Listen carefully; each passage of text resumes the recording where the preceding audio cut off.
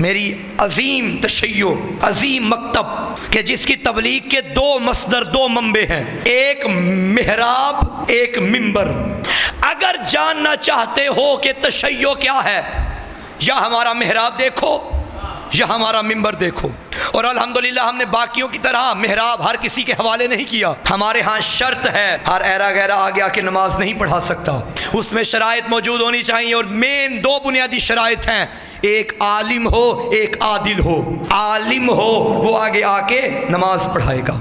मुझे बताइए क्या इस मिंबर की कोई शर्त नहीं? ये मिंबर आपके नज़दीक अहमियत का हामिल है या नहीं? तो जब मेहराब में जिसके पीछे 10, 12, 15, 20, 50, 100 बंदा खड़े होकर नमाज पढ़ता है, उसकी इमामत करवाने वाले के लिए इतनी शराइत, और जो हजारों का मजमा जिसके पीछे, क्या उसके लिए कोई शर्त नहीं होगी?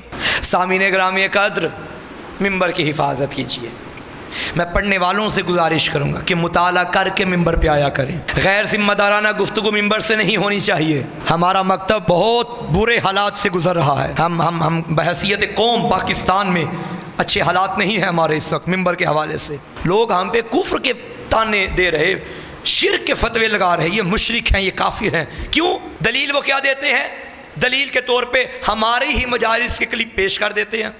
एक दौर था, मेरी कौम का बच्चा जब स्कूल में जाता था, कोई उसे मुशरिक और काफिर कहता था, बच्चा सीना तान के जवाब देता था, हम मुशरिक नहीं, हम मुवाहिद हैं। लेकिन आज मुखालिफ सबूत के तौर पे हमारी ही मजालिस लेके आ जाता है, हमारा बच्चा खामोश हो जाता है। फिर हमारा बच्चा क्या कहता है, मेरी कौम का जवान क्या कहता है, जी ये गैर जिम्मेदाराना गुफ्तगू कर रहा है, इसका हमारे साथ कोई ताल्लुक नहीं। फिर वो आगे से पलट के कहते हैं, वो तो चलो गैर जिम्मेदाराना कर रहा है, जो 10,000 का मजमा आगे दाद दे रहा है। ये 10,000 जो दाद दे रहा है, ये इस बात की दलील तो है ना कि जो तू कह रहा है वो ठीक है। भाई ये जो आप दाद देते हैं ना, ये आपकी ताईद होती है। हर जुमले पे दाद देना वाजिब नहीं। पहले देखा करें जुमला आया इस काबिल है कि जिसे दाद दी जाए। अगर अच्छे जुमलों पे, वो जुमले जो दुनिया को मकतब के करीब लेकर आए, वो जुमले जो तशय्यो की तबलीग का बायस बने, वो जुमले जो तुम्हारे 14 के अजीम मजहब को तकवीयत पहुंचाएं, उस जुमले पे दाद दोगे, खुदा की कसम उतना ही सवाब मिलेगा जितना बोलने वाले को मिल रहा है। और अगर गुमराह कुन जुमले पे दाद देंगे, फिर गुनाह भी उतना ही मिलेगा जितना बोलने वाले को मिल रहा है। ये मजालिस, ये अजीम मसदर है हमारा, अजीम मंबा है हमारा। ये मजालिस मरकज़ है तशय्यो का। इस मिंबर को संभालिए। और शियो मेरे भाइयों, मेरे दोस्तों, बुजुर्गों, आपस के इख्तलाफात को ख़त्म कीजिए। आज इस दफ़ा माशाल्लाह 40 पे आपने यकजहती का मुजाहरा किया, खामोश हो गया ना दुश्मन। बहुत बड़ी ताकत है इत्तेहाद, बहुत बड़ी ताकत है एक प्लेटफॉर्म पे इकट्ठा होना, एक दूसरे की टांगे खींचना ख़त्म कीजिए। बातें मैं आपसे कर रहा हूँ, वीडियो के ज़रिए बातें पूरी दुनिया सुन रही है।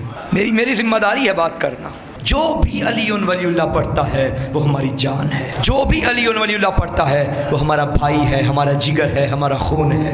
दुश्मन जब देखता है और तुम्हें मारने की कोशिश करता है, वो ये नहीं देखता कि ये गाली है या मुकस्सिर है, वो ये देखता है ये अली का शिया है। दुश्मन तुम्हें शिया समझ रहा है, तुम एक दूसरे को गाली और मुकस्सिर बनाने पे लगे हुए हो। एक इलाके में 2 बारगाहें बन गई।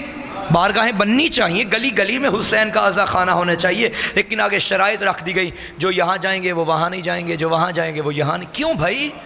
जब कोई बारगाह बना लेता है तो ये बारगाह उसकी नहीं रहती, ये हुसैन का घर बन जाता है। ये किसी की ज़ाती मिल्कियत नहीं है। आपके घर में अगर मातमदारी हो रही है और मेरी आपसे नहीं बनती, मैं कहूँगा मैं शाह साहब के घर में नहीं जाऊँगा। मैं किस मुँह से जाऊँ? वो तो मुझे बुलाता ही नहीं ना मैं उसको बुलाता हूँ।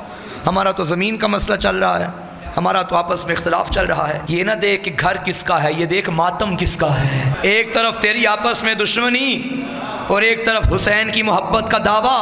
मोहब्बत हुसैन पे अपनी दुश्मनियों को गालिब ना करो, बल्कि अपनी नफरतों पे मोहब्बत हुसैन को गालिब करो। हुसैन की मोहब्बत पे एक हो जाइए।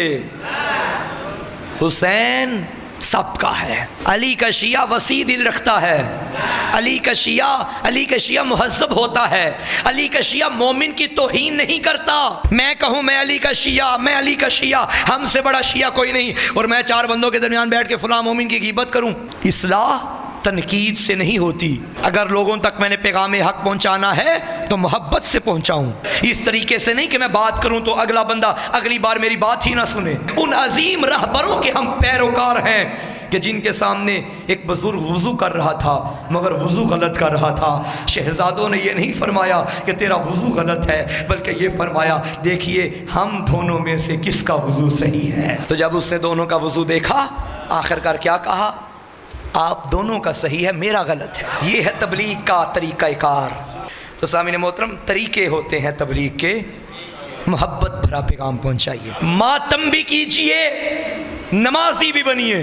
जो हाथ या हुसैन के लिए यहाँ आते हैं वो अल्लाह अकबर के लिए यहाँ भी आने चाहिए। ये मजलिसें मकतबे हुसैन है, मस्जिदें मकसदे हुसैन है।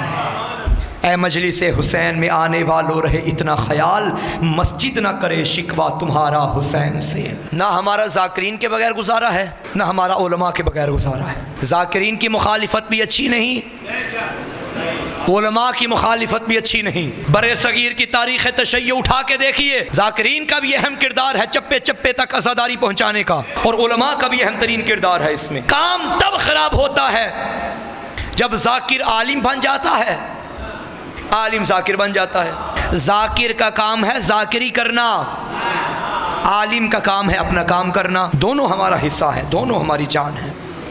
बल्कि मैं जुमला कहूँ कि ज़ाकिर वो मुअज़्ज़न है जो अज़ान दे के इकट्ठा करता है, आलिम वो इमाम जमात है जो जमात करवा देता है।